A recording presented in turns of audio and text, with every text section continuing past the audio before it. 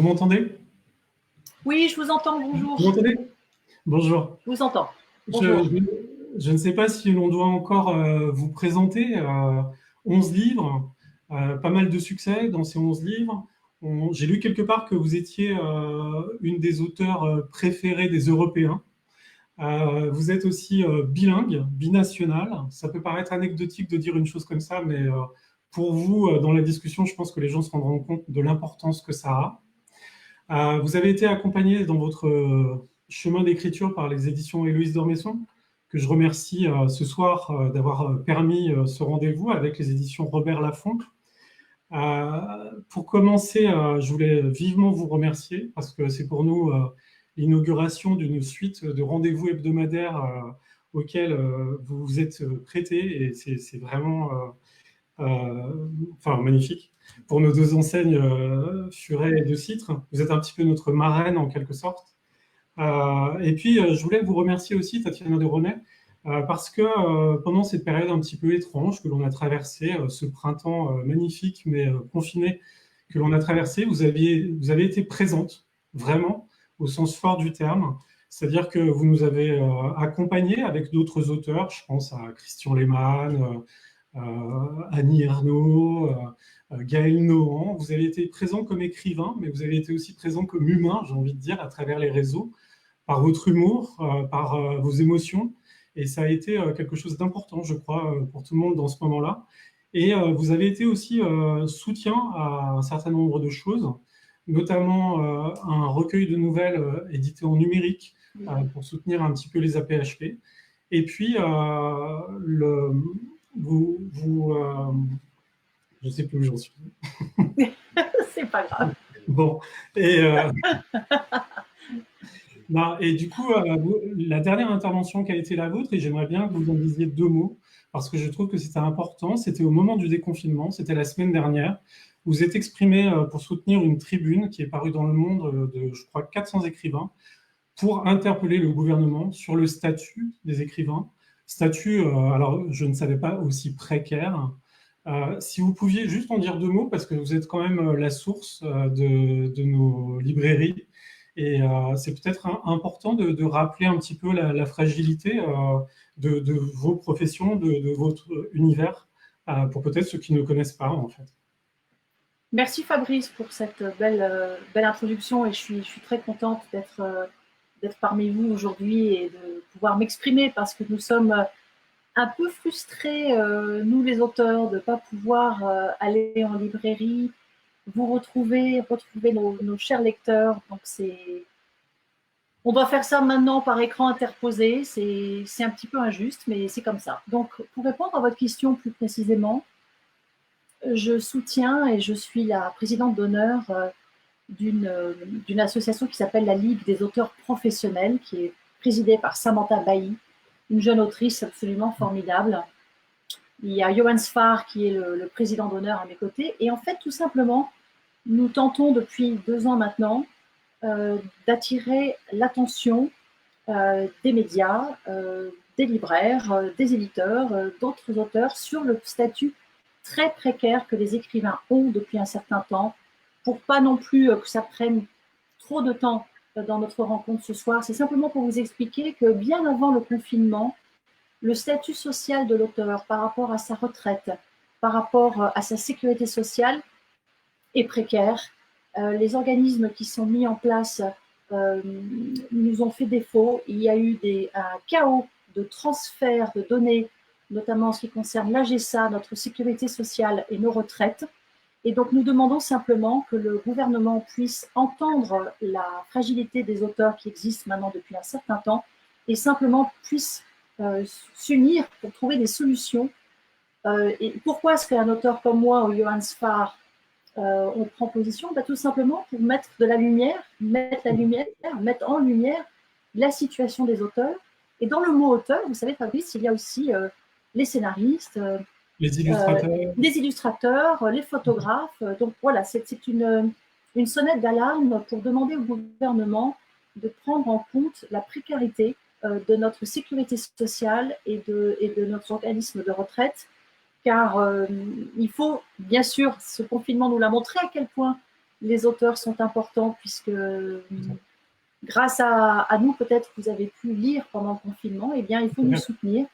Donc, je vous invite à aller sur la Ligue des auteurs professionnels, ici aussi sur Facebook, pour voir un petit peu ce qui se passe et comment on communique autour de tout ça.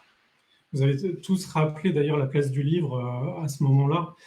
Et c'est vrai que vous disiez dans cette tribune que, je le rappelle quand même, un écrivain, c'est pas de droit au chômage, il n'est pas intermittent, il touche ses droits une fois par an. Donc c'est vraiment dans cette situation très particulière, très complexe.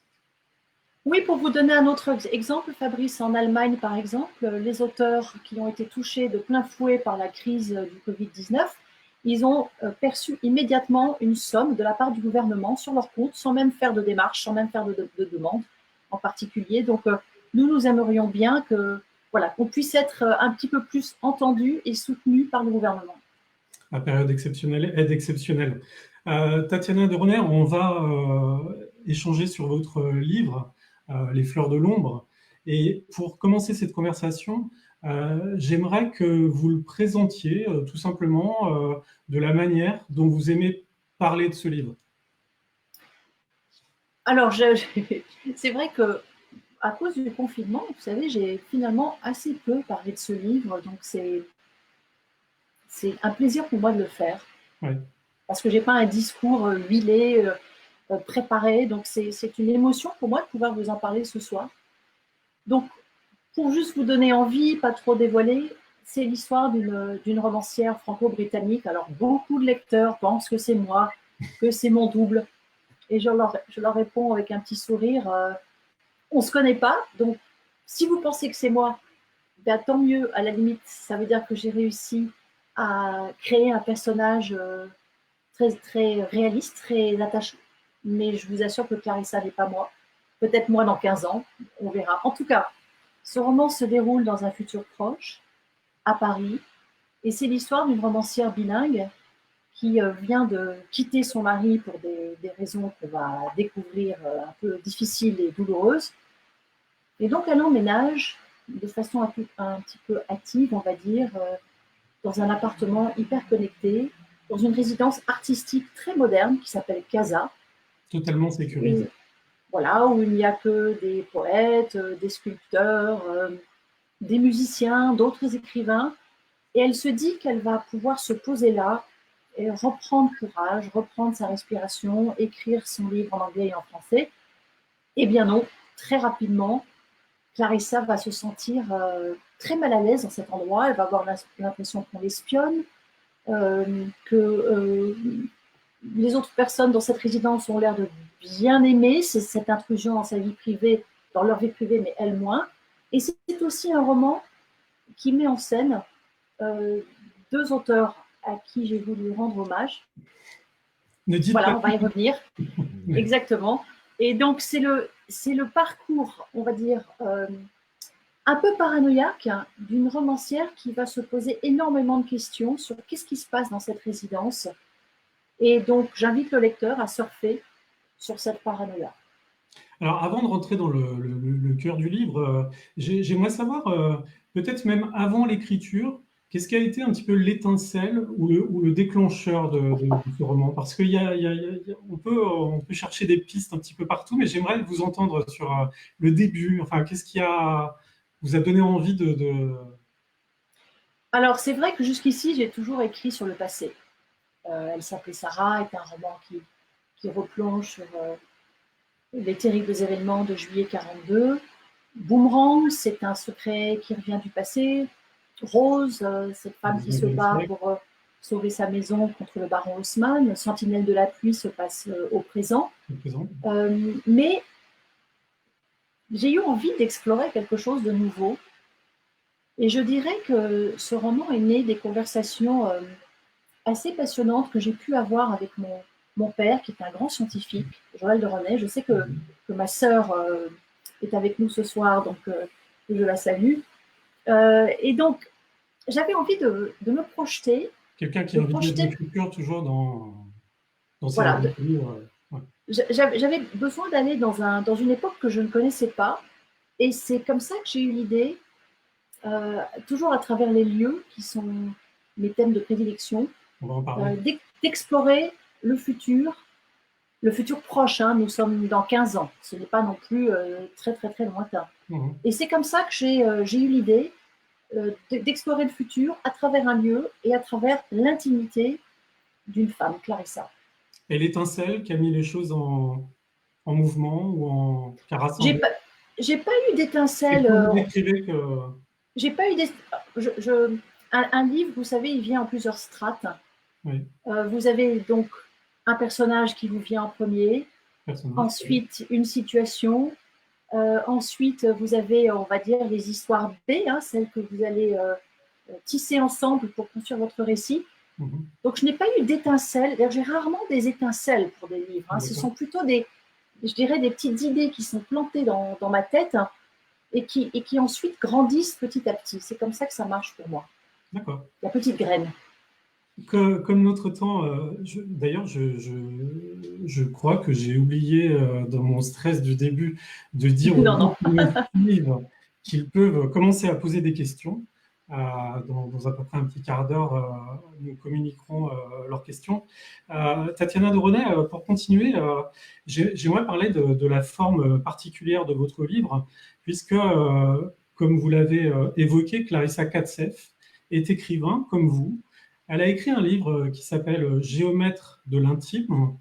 Ce titre est très signifiant parce qu'en quelque sorte, dans votre livre, par un jeu de citations, par une mise en abîme, par la fragilité du personnage, vous allez en chasser, en quelque sorte, 3 lieux. L'appartement de Romain Gary à Paris, la maison de Virginia Woolf, la maison idéale de Casa de Clarissa. Vous allez en chasser 3 moments de vie d'écrivain, c'est-à-dire un Romain Gary dans le chagrin, donc un écrivain et un sentiment, une Virginia Woolf qui va un petit peu au bout de sa dépression, et puis Clarissa qui cherche à se reconstruire parce qu'elle est dans une très grande fragilité après une rupture et une trahison. Et enfin, quelque part, vous croisez ces 3 choses, ces 3 lieux, ces 3 destins, ces 3 personnages. Enfin, parlez-nous un petit peu de ça parce que c'est vraiment très intéressant. Alors, comme je voulais parler des lieux qui sont toujours très présents dans mes livres, mais je voulais essayer de le faire ici différemment. Et j'ai pensé à ces 2 écrivains, Virginia Woolf et Romain Gary. Personne ne les avait mis ensemble à ma connaissance. Hein. Ils ont eu des parcours très différents. Je ne pense pas qu'ils se sont lus l'un et l'autre. Mais ils ont une chose en commun. Ils ont mis fin à leur vie au sein de ce que Clarissa appelle leur territoire intime. Les maisons d'écrivains m'ont toujours passionnée. D'ailleurs, vous voyez cette dame qui est juste derrière moi, c'est Daphné du Maurier. Certains de mes lecteurs ont peut-être lu Manderley Forever, qui m'a permis de comprendre ce parcours d'écrivain, comment cette femme a la destinée incroyable, et l'auteur de ce livre, Rebecca, comment Manderley, le manoir Manderley, était un personnage à part entière. Donc ici, pour faire comprendre à mon lecteur comment Clarissa, qui était donc géomètre dans une autre vie, puisqu'elle s'occupait de mesurer le cadastre des appartements, comment est-ce qu'elle a commencé à écrire tardivement? Eh bien, c'est par le biais de ces 2 écrivains, puisqu'elle s'est trouvée à un moment ou à un autre sur leur lieu intime. Et d'ailleurs, là, vous avez une photo de moi sur le lit de Virginia Woolf. C'était un moment extraordinaire que je dois au journaliste Augustin Trapenard qui m'a emmenée dans cette maison magnifique qui est Monk's House pour parler de la vie de Virginia Woolf. Et donc, j'ai été tellement impressionnée par ce que les écrivains laissent derrière eux, les traces qui sont encore là, même après leur passage, que je me suis dit qu'il fallait que j'en parle dans ce livre et que je montre comment ils peuvent encore nous inspirer aujourd'hui. Et donc, ces lieux que je décris, il y a, comme vous le dites, bien sûr, l'appartement dans lequel Clarissa est plus ou moins confinée. Il y a aussi le lieu qui est représenté par son corps, tous les traumatismes qu'elle a connus et qu'on va comprendre. Et bien sûr, il y a le lieu psychique qui est le lieu qui fascine beaucoup des lecteurs en général, parce que le lieu psychique, c'est là où vous emmène un auteur. Quand il crée un livre, quand il invente une histoire, il vous embarque ailleurs. Et donc, j'ai voulu essayer d'exprimer comment est-ce que Clarissa, tout en étant confinée chez elle, et on va voir comment et pourquoi, et Dieu sait que quand j'ai écrit ce livre, je ne savais pas que nous allions nous-mêmes être confinés, comment est-ce qu'un écrivain explore son territoire intime pour finalement emmener le lecteur ailleurs. Donc c'est aussi un livre sur comment on écrit. Moi, je pense que c'est un roman très intime, enfin, pas pour dire que ça raconte quelque chose de vous, mais qui est vraiment dans l'intimité de vos personnages. Et j'ai l'impression aussi que ces trois personnages, quelque part, décrivent aussi peut-être un petit peu trois manières de vivre quelque chose peut-être qu'on croise dans la vie, qui est la dépression. Pour Romain Gary, suite à la mort de Jeanne Seberg, ça sera finalement une rupture dans son processus créatif. Pour Virginia Woolf, c'est quelque chose qui sera une ressource jusqu'à ce que ça ne soit plus possible. Et pour Clarissa, c'est un état un petit peu de fragilité suite à la rupture et à la trahison de son mari. C'est vrai que je voulais aussi mettre en scène une femme fragile, on va dire, que j'attrape à un moment difficile de sa vie, où elle vient de quitter son mari pour les raisons qu'on va découvrir. Et c'est vrai que Romain Gary et Virginia Woolf ont souffert aussi d'une certaine mélancolie. Oui. Mais ce sont des moments qui aussi peuvent donner naissance à tellement de beaux livres et tellement de beaux textes. Je pense que si les écrivains étaient des gens parfaitement heureux et si tout allait bien dans leur vie, ils n'écriraient pas. Je pense que l'écriture naît d'une petite blessure, même si elle est infime. C'est cette petite blessure, c'est ce petit suintement qui vous permet d'écrire. Donc j'ai voulu explorer aussi, d'ailleurs pour revenir au titre du roman, les fleurs de l'ombre, c'est un titre que j'ai emprunté à une phrase de Virginia Woolf et qui explique que les fleurs de l'ombre, ce sont ces moments dans nos vies où nous doutons. Ce sont ces petites fleurs qui s'ouvrent quand nous avons une pensée noire, quelque chose de négatif. Et ça revient un petit peu à ce que je vous disais tout à l'heure sur quelle est la place de l'auteur aujourd'hui dans un monde de plus en plus déshumanisé, où les robots empiètent sur notre intimité. Qu'est-ce qui rend un artiste tellement humain? Eh bien, c'est justement sa fragilité. Parce que les robots peuvent créer, bien sûr, mais ils n'ont pas ce monde imaginaire. Et ce monde imaginaire est souvent rempli d'une certaine fragilité et en tout cas de beaucoup d'émotions. Et c'est cette émotion que je suis allée chercher sur les traces de Romain Gary et Virginia Woolf. Alors justement, émotion, lieu d'habitation, Tatiana de René, dans ce livre, donc les gens ont parlé un petit peu d'un roman d'anticipation. Moi, j'ai l'impression d'un cauchemar climatisé, en quelque sorte. C'est-à-dire que tout ce que notre société au présent a d'anxiogène, vous le concentrez en quelque sorte autour de cette fragilité. Et j'ai l'impression que quelque part, ce livre est un avertissement, est une mise en garde, un énorme coup de frein dans toutes nos petites habitudes qu'on est en train de prendre par rapport aux réseaux sociaux, par rapport à tout un tas de choses, pour dire attention, finalement, peut-être qu'on nourrit dans nos maisons, dans notre intimité, quelque chose qui peut être encore plus dangereux qu'une dépression. Alors, je pense pas que ça soit une mise en garde, parce que je ne suis pas ce genre d'auteur. J'écris surtout pour faire réfléchir mon lecteur, Oui, comme ça, pour le faire avancer. Je pense que Clarissa réagit d'une certaine façon à ces menaces du futur et que c'est son choix à elle. Maintenant, vous et moi, confrontés à ces menaces, je ne sais pas comment nous ferions. Je pense que cette résidence Casa est un peu une métaphore pour toutes les menaces qui peuvent nous tomber dessus. Ces téléphones portables, nous ne pouvons pas nous en passer, mais ils nous surveillent en permanence. Le moindre achat effectué sur Internet, nous sommes surveillés en permanence. L'intelligence artificielle s'immiscent dans nos vies d'une façon de plus en plus précise. Et puis même le paramétrage d'un ordinateur, d'un téléphone demande finalement beaucoup de détails intimes. On nous a bien mis en garde sur ce qu'il ne faut pas dire, sur toutes les informations qu'il ne faut pas donner sur les réseaux sociaux. Donc, moi, je passe pas mal de temps sur les réseaux sociaux. C'est une façon pour moi de communiquer avec mes lecteurs. Vous l'avez dit au début de notre rencontre, ça nous a permis aussi de rester en contact. Et d'ailleurs, je vous ferai remarquer que nous arrivons à faire cette rencontre grâce à des écrans interposés. Donc, c'est un peu ironique, oui. Mais en même temps, c'est ce qui nous sauve aujourd'hui, les auteurs et les libraires. Donc, je dirais que ce n'est pas un message, ce n'est pas une mise en garde, c'est vraiment une invitation à se poser des questions, à réfléchir sur qu'est-ce que le futur nous réserve. Clarissa a une certaine résilience. Et c'est ce portrait d'une femme résiliente que j'ai voulu mettre en scène. Et puis surtout, toujours ne pas oublier que je l'observe par le biais de son intimité d'écrivaine, de femme, d'épouse, de mère, de sœur. Et parce qu'il y a aussi une histoire d'héritage assez terrible dans ce roman. Et puis bien sûr, il y a quelque chose de très important dont on n'a pas encore parlé, qui est le bilinguisme. Moi, je suis un auteur bilingue. J'écris mes livres en anglais ou en français.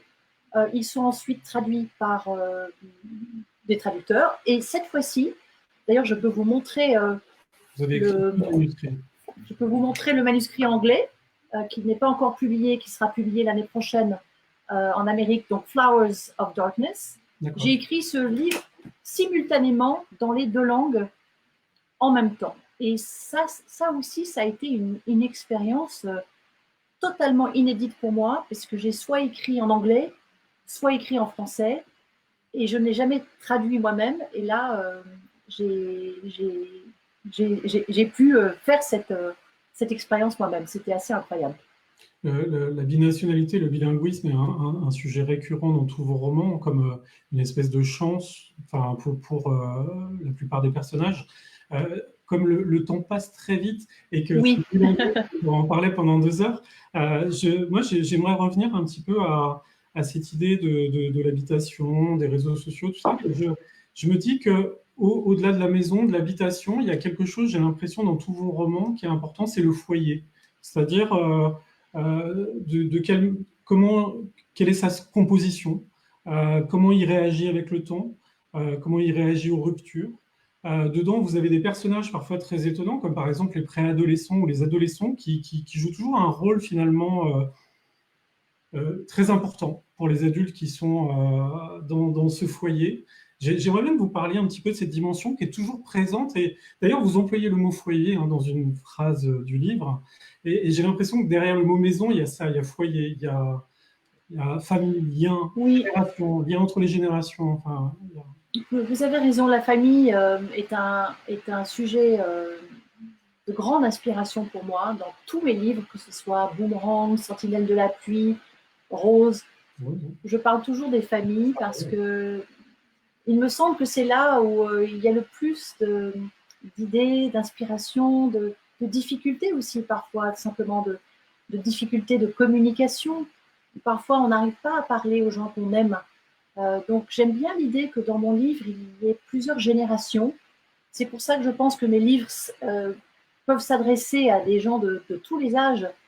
Je suis très heureuse de savoir que j'ai des personnes beaucoup plus âgées qui me lisent, comme j'ai des adolescents qui me lisent, surtout depuis Elle s'appelait Sarah, parce que ce livre est donné à lire aux écoles.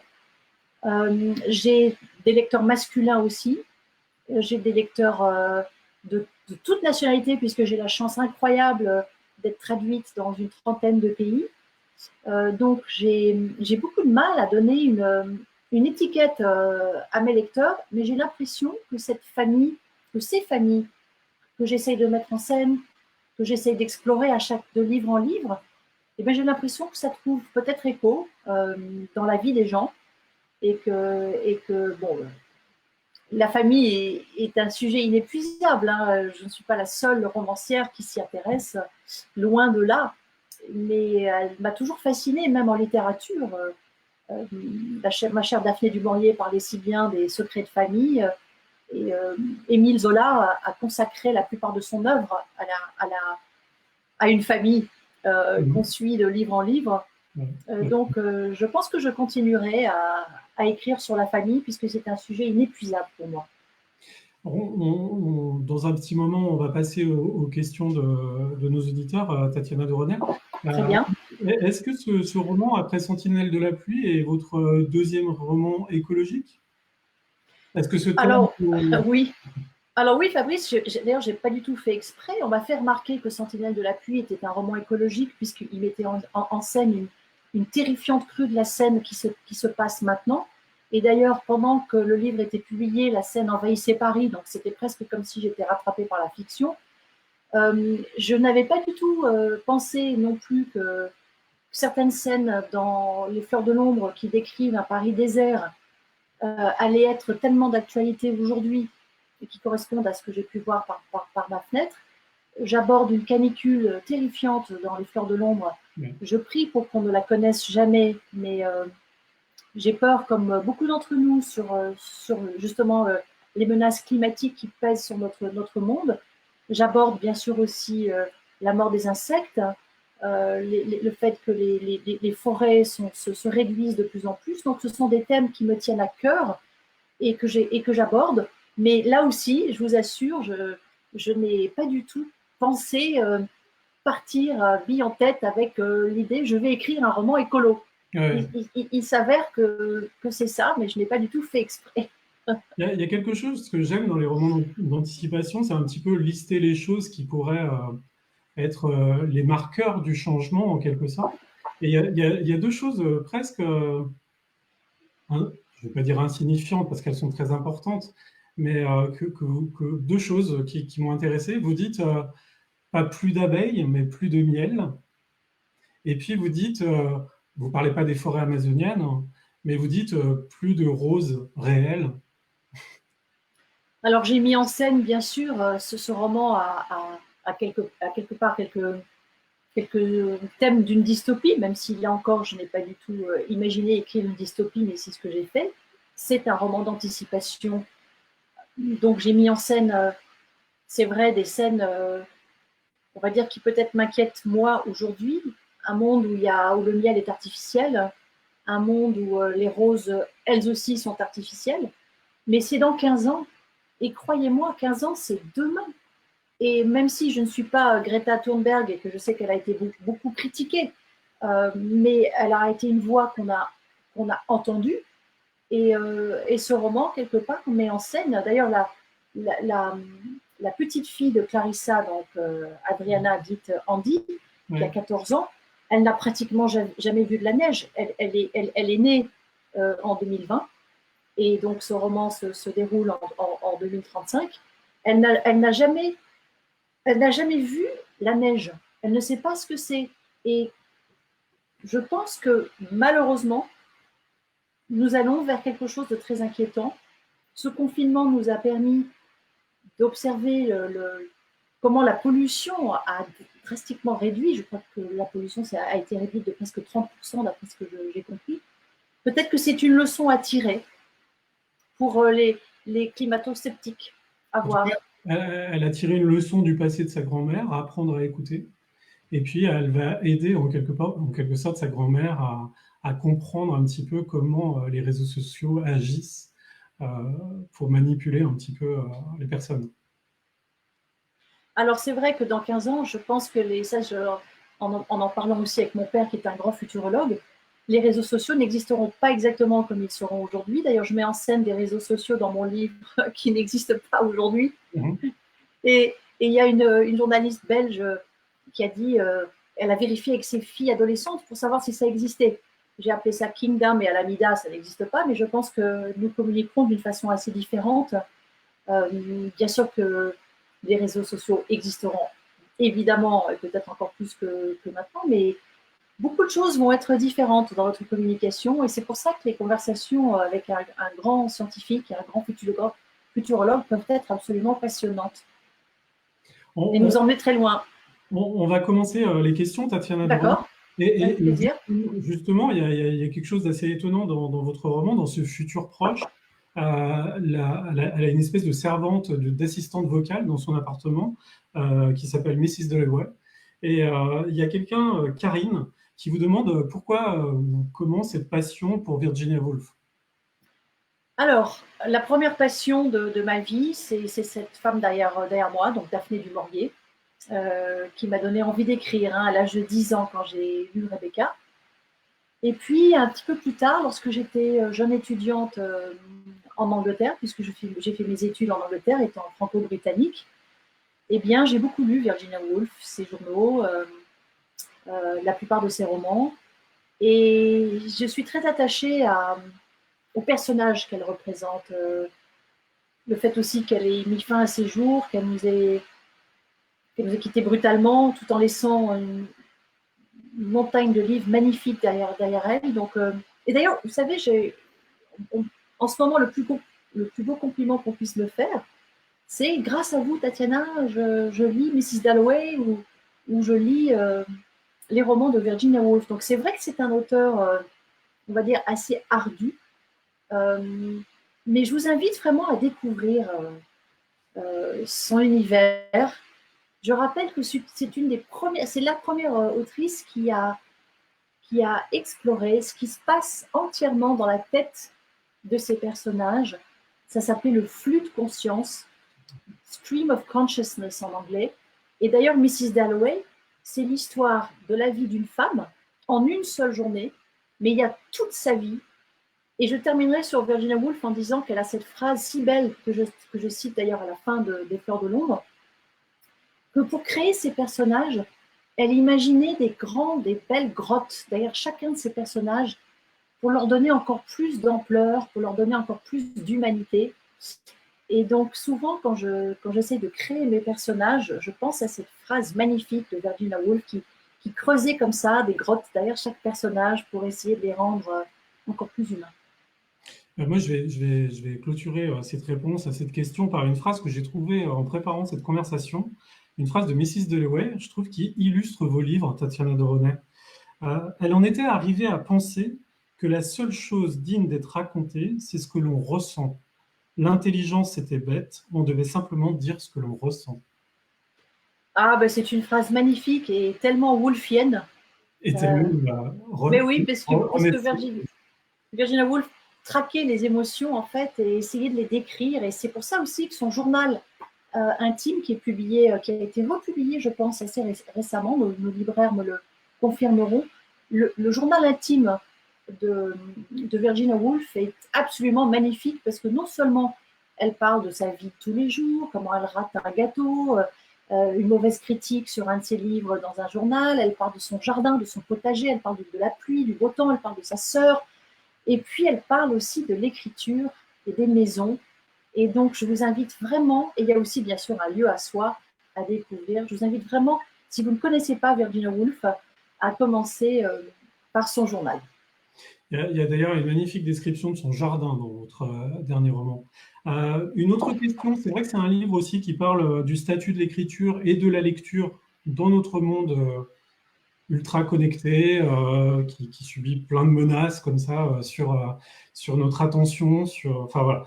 Il y a une question, quand vous commencez l'écriture d'un livre, savez-vous comment il va se terminer? Une question de Gaël. Alors, merci Gaëlle. Alors, ça dépend du livre. En général, je sais où je veux aller. La plupart de mes lecteurs savent que j'aime les fins ouvertes, à l'instar de Daphné du Maurier. D'ailleurs, j'aime les fins qui ne sont pas comme des rideaux qui tombent. Alors parfois, ça frustre énormément de mes lecteurs qui aiment qu'il y ait une fin toute terminée, toute propre, toute nette. Moi, j'aime faire gamberger le lecteur. J'aime qu'il se dise, mais qu'est-ce qui va se passer après? Tatiana de René ne nous a pas donné toutes les réponses. Et c'est ça, en fait, qui me plaît dans cet échange que je peux avoir avec mes lecteurs. Il y a beaucoup de lecteurs qui m'écrivent toujours pour la fin d'Elle s'appelait Sarah et qui me demandent si William et Julia vont finir ensemble. Et moi, je leur réponds avec un petit, on va dire, un petit sourire farceur. Je leur dis, bah, écoutez, j'ai leur numéro de portable, je vais les appeler pour voir où ils en sont. Là, vous nous offrez une véritable ligne de fuite, un véritable horizon pour fin de ce roman. C'est Ben, super. c'est souvent comme ça dans mes livres. Je trouve que ce qui est passionnant dans l'écriture d'un livre, justement, c'est de pouvoir construire des passerelles avec mes lecteurs et de continuer l'aventure avec eux. Donc voilà, c'est ça que je veux faire, c'est ouvrir le débat, ouvrir le dialogue, qu'il n'y ait pas de fin, justement. Et d'ailleurs, dans le futur, il n'y a pas de fin. J'écris sur quelque chose qui se passe dans 15 ans, donc pour moi, il n'y a pas de fin. Donc si jamais vous êtes frustré par la fin de mes livres, essayez de réfléchir au fond à pourquoi ça vous frustre. Si vous voulez que je vous donne toutes les réponses, je ne les ai pas. Moi, je vous invite à réfléchir, donc réfléchissons ensemble. Ça laisse de la place à ceux qui adorent réécrire les fins de livres. Tatiana Dronet, avez-vous peur de la page blanche? Alors, j'ai beaucoup de chance parce que je n'ai jamais eu de page blanche. J'ai commencé à écrire à l'âge de 10 ans. D'accord. J'ai toujours eu une espèce d'imagination complètement foisonnante. C'est ce qui m'a permis de faire ce métier que j'aime tellement. Je dirais que ce n'est pas la page blanche qui me fait peur, c'est plutôt la relecture. Je suis très difficile avec moi-même. Je ne suis jamais contente avec ce que je fais. Je trouve toujours que je pourrais faire beaucoup mieux. J'admire les écrivains qui sont très contents de leur travail et qui me disent oui, j'ai écrit un bon livre, je suis content de moi, j'ai fait un super boulot. Moi, je suis toujours là en train de me dire ah mon Dieu, mais il y a tellement d'autres choses, tellement d'autres grottes, pour paraphraser Virginia, que j'aurais pu construire derrière mes lecteurs. Donc non, pas de page Vous, blanche, mais vous plutôt revenez beaucoup. de peur de jamais être à la hauteur, Du coup, vous revenez de beaucoup sur l'ouvrage bah, en fait, je travaille mes textes en permanence. Je les lis, je les relis à voix haute. Et là, comme je l'ai écrit en deux langues, je l'ai lu et relu à voix haute dans les deux langues. Et donc, je suis jamais contente de ce que je fais, mais je pense toujours en fait au livre d'après en me disant que celui-là, peut-être que je serai contente de ce que je vais faire. Une question justement sur les langues. Je vous ai un petit peu coupé sur ce sujet. Une question, les langues influencent-elles la manière de s'exprimer ou d'écrire, je pense? Alors, c'est vrai que quand on est parfaitement bilingue, c'est des questions qu'on me pose beaucoup. Est-ce que c'est plus l'anglais qui me vient à tel moment ou est-ce que c'est plus le français? J'ai envie de vous dire que je ne sais pas. Je sais que j'ai ce cerveau hybride que d'ailleurs je décris dans le livre, hein, puisque Clarissa en a un et qu'elle écrit dans les deux langues et moi aussi. Euh, pour être très honnête avec vous, quand on grandit avec deux langues dès la naissance en permanence et qu'on a donc deux langues maternelles, hein, puisque c'est ce qui m'est arrivé, j'ai parlé l'anglais et le français at the same time, and we can continue this conversation in English. I don't know if you speak English, Fabrice, do you? No, please, no. You don't want me to go on in English? Okay. No, no. I just wanted to let you know that c'est simple pour moi to go from one language à l'autre. Je n'ai pas de problème avec ça. Et donc, c'est comme si vous me demandiez, quand on me dit, mais quelle langue vous préférez, quelle langue reflète plus l'émotion, c'est comme si vous me demandiez de choisir finalement entre les deux, et je ne peux pas. J'ai envie de vous dire que c'est les deux langues qui font celle que je suis, et d'écrire dans les deux langues comme je l'ai toujours fait. Par exemple, Elle s'appelait Sarah, je l'ai écrit en anglais, Boomerang, je l'ai écrit en anglais, Mandely Forever, je l'ai écrit en français, La mémoire des murs, je l'ai écrit en français. Voilà, j'ai la chance extraordinaire de pouvoir écrire en deux langues. Je trouve ça magnifique. Peut-être pour accompagner cette question, pendant le confinement, quand je lisais vos tweets, je ne savais pas parfois si c'était de l'humour froid anglais ou de l'ironie française. Alors, bonne question. Je dirais que quand je tweete, j'ai plutôt un humour un peu ironique, puisque dans mes tweets, je me moque un peu parfois du président Trump, et comme j'imagine qu'il ne me le lira jamais, mais je me dis, si je tweete en anglais, peut-être qu'au moins s'il tombe sur moi, il comprendra. Bon, bref. Mais je trouve qu'on est un peu plus, je trouve que l'humour anglais est un tout petit peu plus pince sans rire. Oui. Et par contre, je trouve que vos personnages donnent une réponse, parce que souvent dans vos romans, vous précisez quand le personnage choisit une langue ou l'autre. Et souvent, ça correspond un sentiment, à Mais vous savez, il y a un passage dans les Fleurs des Ombres où fleur de l'ombre. Fleurs de l'ombre, pardon, j'ai beaucoup aimé les Fleurs de l'ombre, où j'ai beaucoup aimé mettre ça en scène. Clarissa, par exemple, a l'habitude de parler français à sa fille. Oui. Et à un moment, puisqu'elles sont dans un désaccord, on ne va pas dévoiler, elle parle anglais. Et sa fille est complètement déstabilisée. Oui. Sa fille ne comprend pas pourquoi sa mère lui parle en anglais et donc essaye de remettre la conversation sur le français. Et en fait, j'ai voulu montrer les guerres des langues, en fait, comment la langue s'ancre dans une intimité affective très puissante. Par exemple, moi, je ne sais pas dans quelle langue je rêve, j'aborde ça dans le livre, hein. Je ne sais pas dans quelle langue je rêve, je ne sais pas dans quelle langue je compte. Je sais que parfois, je me surprends en train de jurer et quand je fais tomber quelque chose, et c'est souvent un juron en anglais qui vient, et je ne sais pas pourquoi. Et je me dis que si j'avais toutes les réponses à ces questions, je n'écrirais plus du tout. Donc, je ne m'en pose pas trop parce que ce fragile équilibre entre ces deux langues que j'aime garder, eh bien, je ne vais pas aller trop dans l'arrière-cuisine pour savoir ce qui se passe parce que sinon, je pense que peut-être je n'écrirai plus dans une langue ni dans l'autre. J'ai l'impression qu'elle donne plus de gamme à vos personnages. Pour se sortir un petit peu de... En tous les cas, elles sont précieuses et j'ai beaucoup de chance. Et alors, maintenant, je ne sais pas dans quelle langue je vais écrire mon prochain roman, mais je sais que je vais en donner deux versions. Peut-être pas, je ne l'écrirai peut-être pas simultanément comme je l'ai fait pour Les Fleurs de l'Ombre, parce que ça a été un travail incroyable de l'écrire en même temps. Mais en tout cas, je sais que, et donc je l'annonce à mes traducteurs s'ils me regardent, je ne sais pas si vous me traduirez de sitôt, puisque je vais rendre deux manuscrits.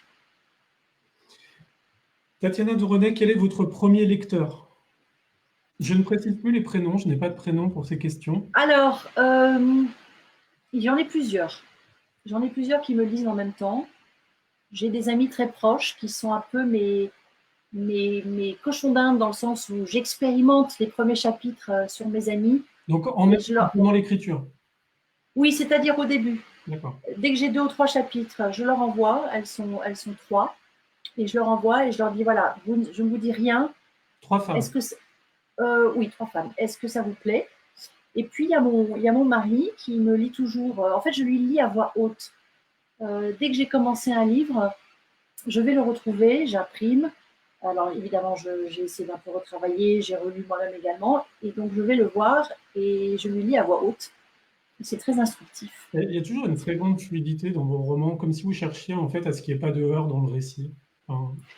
Eh bien, je vous remercie, parce que je me donne du mal pour ça. Oui. Et c'est quelque chose que vous recherchez, de pouvoir avancer comme ça sans... Je pense que lire à voix haute aussi. D'ailleurs, je précise que ce roman-là, il existe une version audio que j'ai lue moi-même. D'accord. Donc, ça a été une expérience très intéressante pour moi de le lire à voix haute.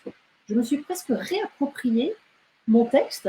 J'ai pris des voix différentes pour le terrifiant Docteur de Winter, pour Andy, pour Clarissa, pour sa fille Jordan.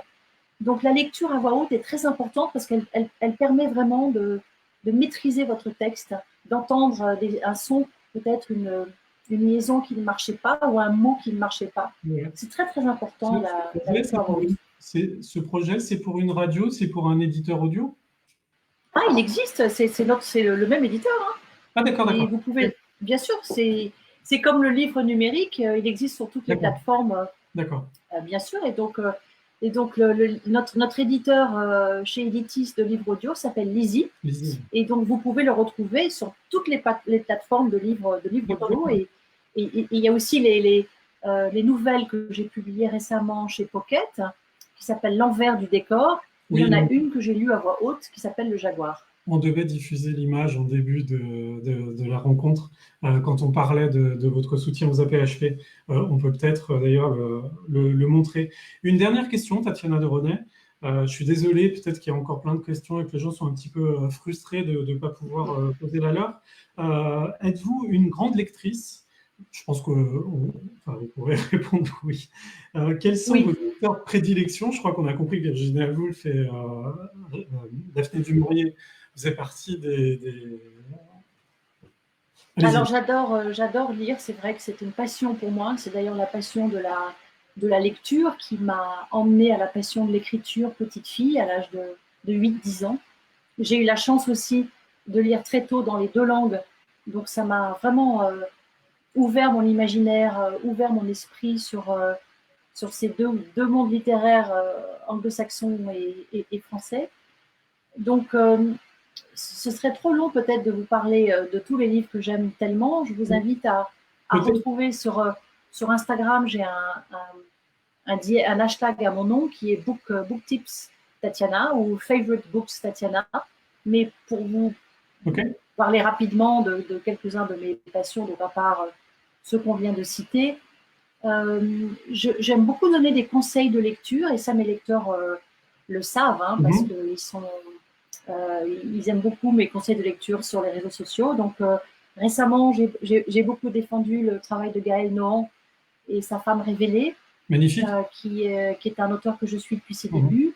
Mhm. J'aime aussi beaucoup le travail de mon ami Frédéric de Gelt et Mhm. je trouve que Qui son a dernier sorti, roman, qui a sorti un livre juste voilà, après le confinement aussi. exactement, son dernier roman Sankara est une invitation on va dire, à la bienveillance et à une certaine forme d'introspection et de calme dont on a besoin en ce moment. Je pourrais aussi vous citer un livre qui va bientôt sortir et que je trouve absolument magnifique. Et donc, les libraires là, qui m'écoutaient, euh, il s'appelle Quadrille.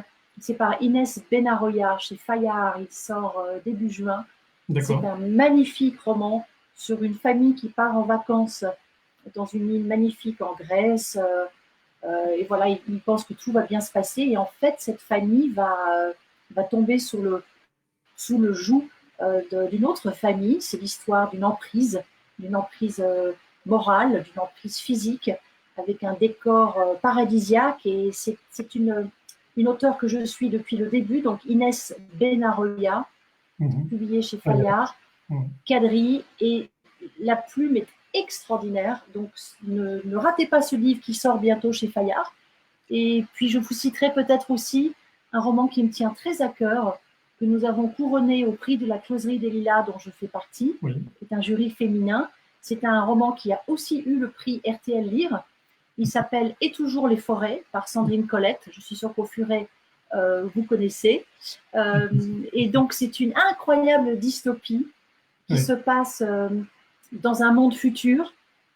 C'est l'histoire d'un jeune homme après une apocalypse, comment il va se c'est une histoire de résilience. Je vous en dis pas plus. Ouais, ouais. C'est un livre extraordinaire. Et toujours les forêts par Sandrine Colette Chez Jean-Claude Lattès. chez Lattès. Je Magnifique livre ne qui l'ai est pas encore couronné lu, depuis. mais c'est vrai qu'elle crée des espèces de westerns ésotériques très intrigants. Voilà, donc ça c'est des conseils de lecture que je donne souvent en ce moment et mes lecteurs aiment beaucoup que je leur donne des conseils de lecture, donc je continue à le faire. Et un dernier conseil de lecture, parce qu'il y a des pages magnifiques sur Romain Gary dans votre dernier livre. Parlez-nous d'un livre de Romain Gary. Alors Romain Gary, moi j'ai envie de vous parler aussi de la biographie de Dominique Bonnat. Qui s'appelle Romain Gary et qui est une magnifique introduction parce qu'il ne faut pas oublier que Romain Gary a eu une double vie inouïe. Il a quand même eu le Goncourt 2 fois sous deux identités, hein, avec Les Racines du ciel pour son roman sous son propre nom et ensuite pour La vie devant soi avec le pseudonyme d'Émile Ajar. Donc la vie de Romain Gary est un roman en lui-même, donc lisez la biographie de Dominique Bonnat qui est magnifique. Et puis, si vous avez ensuite envie de faire connaissance avec cet extraordinaire romancier, caméléon, capable d'explorer tellement de différentes formes d'écriture, eh bien, vous pouvez commencer par La promesse de l'aube. Et puis, vous pouvez aussi lire Clair de femme, où, au-delà de cette limite, votre ticket n'est plus valable. Et peut-être que, comme moi, vous allez attraper ce que j'appelle une Romain Garite. On est tous pris par la Romain Gary. D'ailleurs, j'ai envie de finir par une citation, parce que tous vos chapitres débutent par des citations de Virginia Woolf et de Romain Gary en tandem. Et il y en a une que j'adore, c'est «Au lieu de hurler, j'écris des livres».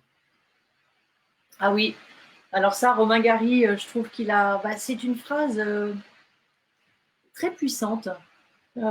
C'est vrai qu'écrire un livre, c'est pousser un cri parfois, même si Daphné du Maurier disait que les romanciers devrait être lu et jamais vu ni entendu. Aujourd'hui, on nous demande d'être très présents sur les réseaux sociaux, on nous demande de passer à la télévision, on nous demande de rencontrer nos lecteurs et nous le faisons bien sûr avec joie quand il n'y a pas d'épidémie. Mais il ne faut pas oublier qu'un roman, c'est un cri. Et donc pour Romain Gary, voilà, les romans sont souvent des hurlements. Pourquoi? Eh bien, tout simplement parce que souvent, les écrivains expriment des points de vue, des histoires qui sont parfois déstabilisantes, parfois dérangeantes. Et moi, c'est pour ça que j'aime la littérature, parce que c'est un voyage qui m'emmène ailleurs, dans le monde de quelqu'un d'autre, pour ressentir des émotions parfois difficiles, parfois dures, que je n'aurais pas pu ressentir moi-même. Donc oui, écrire, c'est un hurlement, c'est un cri. Bravo, Romain Gary. Il y a un mélange subtil chez lui, comme chez vous, de douceur et de noirceur. Alors, j'essaye d'être... en fait, dans la vie, je suis quelqu'un de très joyeux. On dirait. Et dans mes livres, je suis souvent assez noire. Alors, le jour où j'écrirai un feel-good book, je me demande comment je serai dans la vraie vie. Pour l'instant, je préfère être très joyeuse dans la vraie vie, et mes lecteurs le savent sur les réseaux sociaux, et peut-être un peu plus noire, et en tout cas sombre dans mes livres, puisque j'aborde des sujets parfois douloureux, parfois difficiles. Mais qui sait, peut-être qu'un jour, je vais vous surprendre et écrire un livre très drôle ou très léger. You never know. La vie est courte. On ne sait pas encore. La vie est longue plutôt. On ne sait pas ce que la vie nous réserve. L'inspiration d'un écrivain est sans fin. Les passages les plus sombres du roman sont absolument fascinants dans ces derniers livres. Tatiana de René, je vous remercie vraiment Écoutez, c'est moi qui vous remercie. Je remercie. J'ai passé un très bon moment avec vous. Votre éditeur. Je rappelle, mes éditeurs. Vos éditeurs. Je rappelle à ceux qui nous suivent que la semaine prochaine, mercredi 27, c'est Joël Dicker qui sera à votre... Ah, le merveilleux Joël. Pour son roman qui est sorti, qui va sortir, là, je crois, cette semaine. Je crois qu'il sort demain. Voilà. Vous rappelez aussi que les librairies ont réouvert. En tout cas, les librairies du Furet de sites sont réouvertes à Lyon et à Lille et dans plein d'autres endroits en France. Donc, profitez-en. On a aussi 2 sites où vous pouvez vous fournir tous les livres dont on a parlé. Et puis, je tiens à remercier pour cette première tous les gens qu'on ne voit pas dans ce live, oui, mais qui nous ont permis... Ils ont été très patients pour les problèmes de connexion et tout ça, donc merci. Firefox. Donc, je cite les prénoms. Alors, les filles d'abord, Suzy, Kevan. Et merci pour tous vos petits messages que je lis. Hein. On n'a pas pu interrompre, donc je vois tous les petits messages, je n'ai pas pu répondre à tout le monde. Donc je vous ai interrompu, Fabrice, pardon. Non, mais c'est normal, c'est normal. Julien, Jean-François, Jacques-Olivier et l'indispensable Sébastien de l'agence Nomade qui nous a permis de réaliser ce live avec vous, Tatiana de René. J'espère qu'on aura l'occasion de se rencontrer en vrai. Mais j'espère aussi in real life, comme on dit en anglais. Ce serait très bien. Merci, Tatiana. Merci à vous. Merci tout le monde. Au revoir. Au revoir.